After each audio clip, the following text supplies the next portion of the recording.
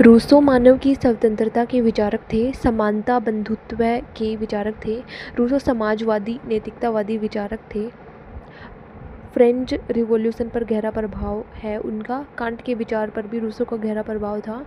Rousseau ने आधुनिकता की सीमा पर प्रश्न उठाकर मानव को एक वैकल्पिक जीवन का मार्ग बताया। रूसो ने प्रकृति के संरक्षण को भी बल दिया। उनकी बुक्स की हम बात कर लेते हैं। न्यूमेरन्स आर्टिकल्स टू दिद्रोज एनसाइक्लोपीडिया। सेकंड थी discourse on the art and science, क्या हम विकास के सही मार्ग पर जा रहे हैं। थर्ड थी इनकी book discourse on inequality. Fourth थी सोशल कॉन्ट्रैक्ट। फिफ्थ थी जूली दिल की सुनो, ये एक ऐसे था। एमिली ओरोन एजुकेशन सिस्टम पे था ये।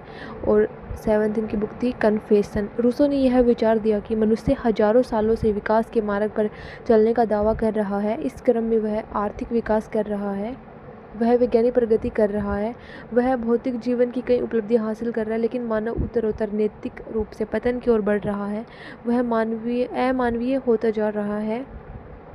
उसकी सामाजिक, सांस्कृतिक और राजनीतिक संस्थाओं या आर्थिक प्रणाली उसके स्वार्थ पर आधारित होते जा रहे हैं और इस नाते वह निरंतर पतन की ओर बढ़ रहा है, क्योंकि वह प्रकृति से दूर हुआ, वह अपने समुदाय से दूर हुआ और वह अपने हृदय की भी नहीं सुनता है। सोशल कॉन्ट्रैक्ट उन्होंने एक थ्योरी दी थी।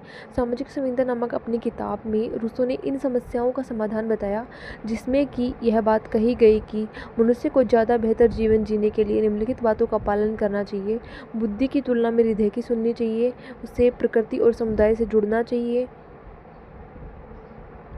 मानव को सबके हित में अपना हित मानकर जीवन का मार्ग चुनना चाहिए और उसे गणतंत्रात्मक राज्य व्यवस्था का मार्ग अपनाना चाहिए।